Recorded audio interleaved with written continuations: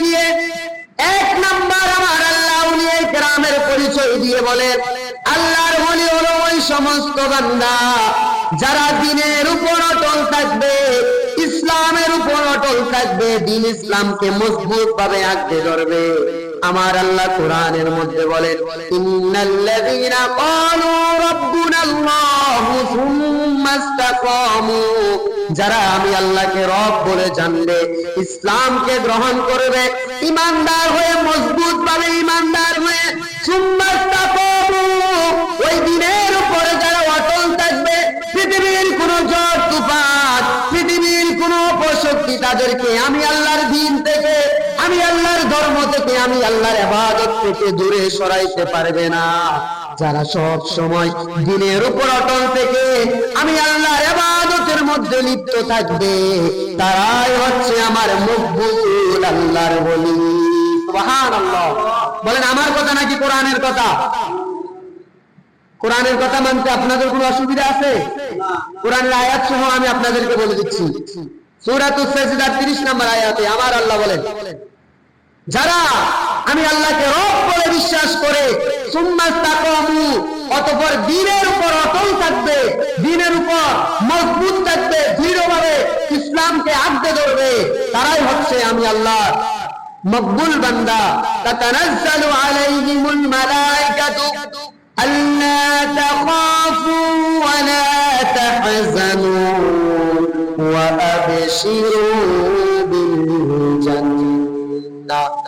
আল্লাহ বলেন, যারা এইভাবে আমি আল্লাহর নৈকট্য অর্জন করতে পারবে, তাতানাজ্জালু আলাইহিমুল মালাইকা, আল্লাহ পাক রব্বুল আলামিনের ফেরেশতারা ওই সমস্ত বান্দার উপর আল্লাহর রহমত নাযিল করতে থাকে। সুবহানাল্লাহ। আল্লাহ তাখাফু ওয়া লা তাহজানু ওয়া আবশিরু বিল জান্নাহ। আমার আল্লাহ বলেন, ওই সমস্ত বান্দাদের দুনিয়ার মধ্যেও কোনো ভয় নাই, আখিরাতের মধ্যেও তাদের কোনো ভয় নাই। ওয়া আবশিরু বিল জান্নাহ, এবং আমি আল্লাহ তাদের জন্য রেখেছি জান্নাতের মহা সুসংবাদ। সুবহানাল্লাহ। আর আল্লাহর ওলির এক নাম্বার গুণাবলী হচ্ছে তারা দ্বীনের উপর কি থাকবে? বলেন না কি থাকবে? অটল থাকবে। আল্লাহর ওলি চিনার এটা উপায়, আল্লাহর ওলি হওয়ার একটা মাধ্যম।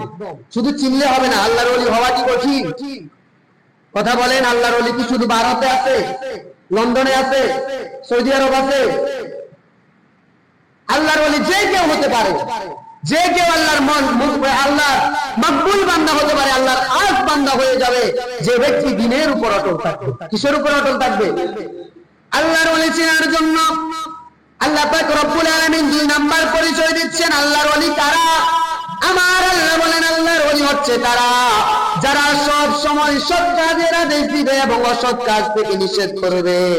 আমার আল্লাহ কোরআনুল কারীমের সূরাতুল আলে ইমরানের 114 নম্বর আয়াতের মধ্যে বলেন, ইউমিনুনা বিল্লাহি ওয়াল ইয়াউমিল আখির ওয়া ইয়ামুরুনা বিল মা'রুফি ওয়া ইয়ানহাউনা আনিল মুনকার ওয়া ইউসারিউনা ফিল খায়রাত ওয়া উলাইকা মিনাস সালিহিন। আল্লাহ পাক রব্বুল আলামিন বলেন, ইউমিনুনা বিল্লাহি ওয়াল ইয়াউমিল আখির, বান্দারে ঈমান এনেছো আমি আল্লাহর উপরে, ওয়াল ইয়াউমিল আখির, এবং যারা আখিরাতের প্রতি বিশ্বাস রাখে, আল্লাহর প্রতি ঈমান এনে যারা আখিরাতের প্রতি বিশ্বাস রাখে, ওয়া ইয়ামুরুনা বিল মা'রুফ, যারা সৎ কাজের আদেশ দিবে, ভালো কাজের আদেশ দিবে, ওয়া ইয়ানহাউনা আনিল মুনকার, এবং যারা নিষেধ, মন্দ, খারাপ, অশ্লীল কাজ থেকে যারা নিষেধ করবে। আমার আল্লাহ কোরআনের মধ্যে বলে দিলেন, ওয়া উলাইকা মিনাস সালিহিন, তারাই হচ্ছে আমার মকবুল পরেজগার মুত্তাকি বান্দা। সুবহানাল্লাহ। কারা বলেন? 1 নাম্বার ঈমান আনতে হবে কার উপরে? জোরে বলেন, কার উপরে? 2 নাম্বার ঈমান আনতে হবে আখিরাতের প্রতি, আল্লাহর প্রতি, আখিরাতের প্রতি। 3 নাম্বার ইয়ামুরুনা বিল মা'রুফ, সব সময় ভালো কাজের আদেশ দিতে হবে। 4 নাম্বার ওয়ায়ানহাউনা আনিল মুনকার, অসৎ কাজ মন্দ কাজ থেকে আমাদেরকে সব সময় বাধা দিতে হবে। যদি আমরা এই 4টি কাজ যদি করতে পারি, আমার আল্লাহ বলেন তারাই হচ্ছে আমার পরেরদার মুত্তাকি, আমার নিকট বান্দাগণ। সুবহানাল্লাহ। আমরা সেই বান্দা হতে চাই কি চাই না? আর যদি বলেন চাই কি চাই না? আল্লাহ তাআলা আমাদের সবাইকে কবুল করে বলেন আমিন। দুরূদ শরীফ পড়ি। আল্লাহুম্মা সাল্লি মাওলানা মুহাম্মদ ওয়া আলা আলি সাইয়্যিদিনা।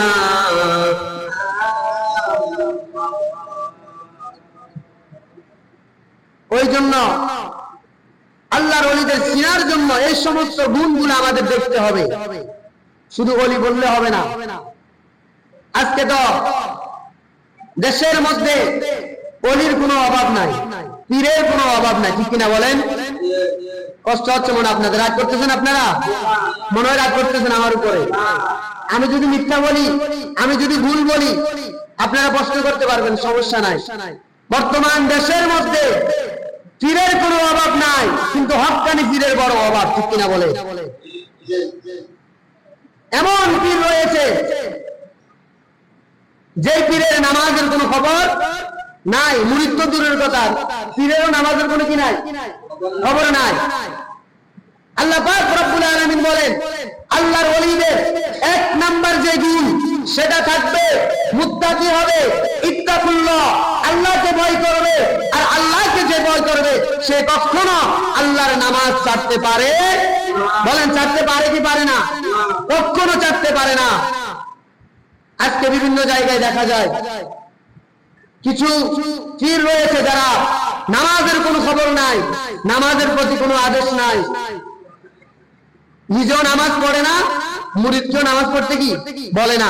ওই সমস্ত পীরের কারণে আজকে বাংলাদেশের মধ্যে হক্কানি পীরের প্রতি মানুষের একটা কুধারণা, মানুষের একটা খারাপ মন্তব্য মানুষ এখন করতে কোনো দ্বিধাবোধ করে না, ঠিক কিনা বলে? কাদের কারণে? বন্ধদের কারণে। বলেন কাদের কারণে? বন্ধ কারা?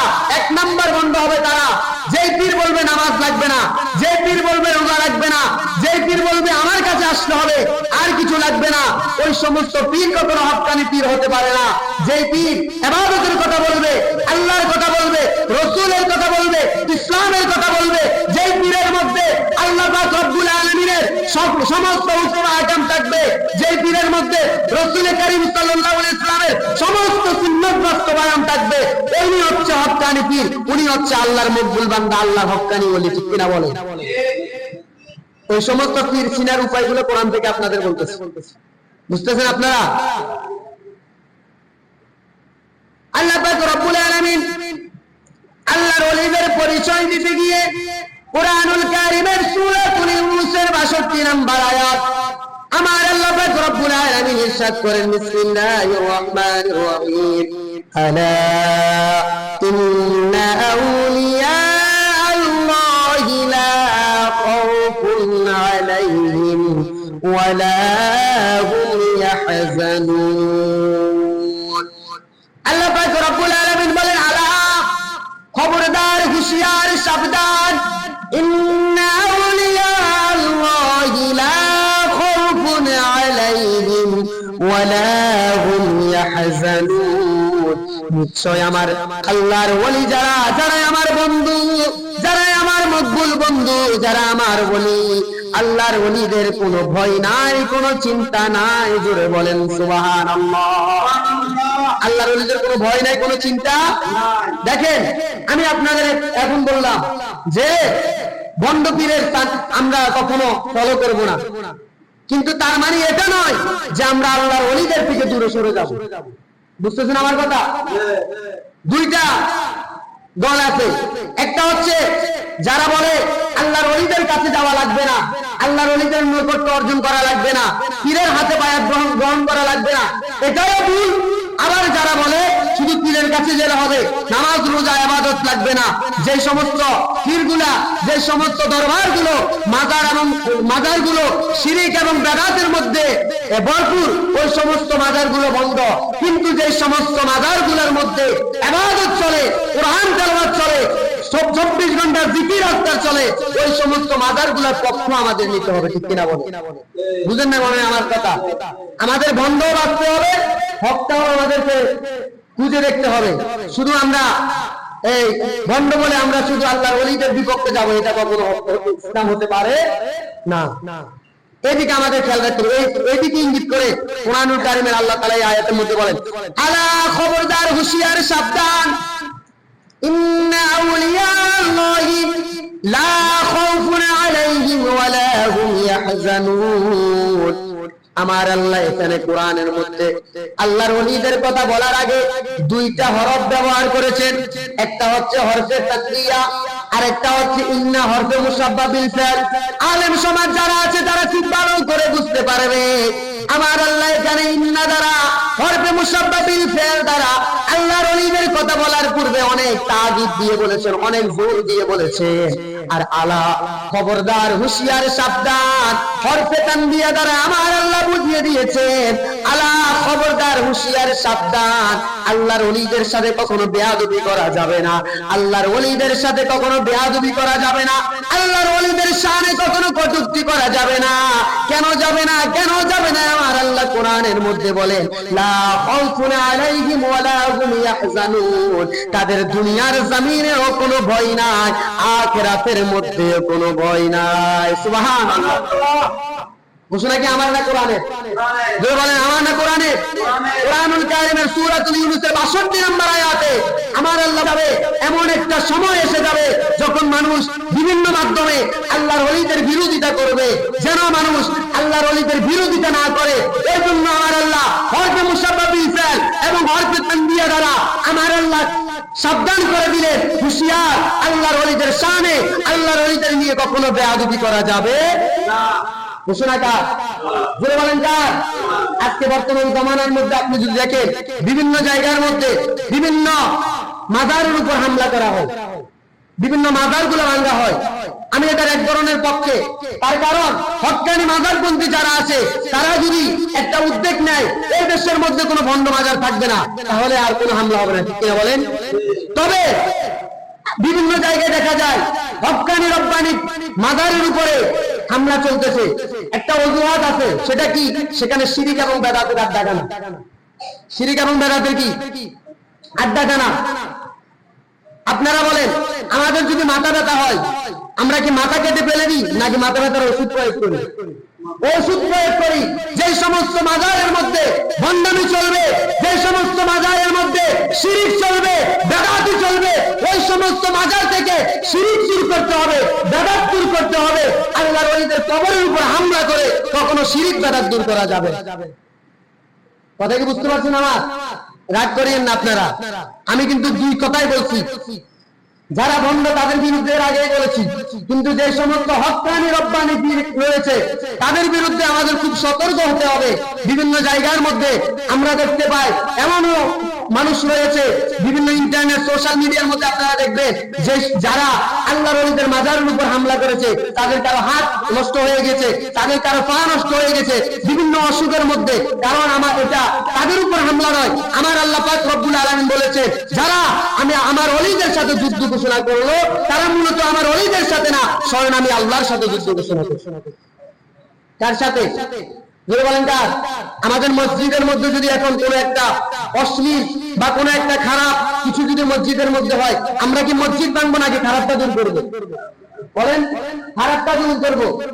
সুতরাং আমরা উদ্যোগ নিতে হবে, শুধু বিভিন্ন জায়গায় নয়, আমাদের সমাজের মধ্যেও যদি কোনো জায়গায় শিরিক চলে, বেদাত চলে, আমরা সবাই মিলে ওই শিরিক বেদাতের বিপক্ষে যাব।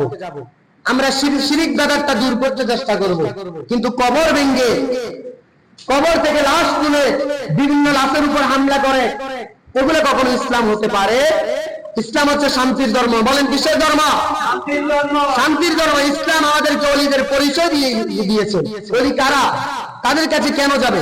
আমার আল্লাহ পাক রব্বুল আলামিন কেন যাবে? কুরআনুল কারীমের সূরাতুল বনী ইসরাঈলের 65 নম্বর আয়াতের মধ্যে বলেন, ইন্না ইবাদি লাইসা লাকা আলাইহিম সুলতান ওয়া কাফা বিরাব্বিকা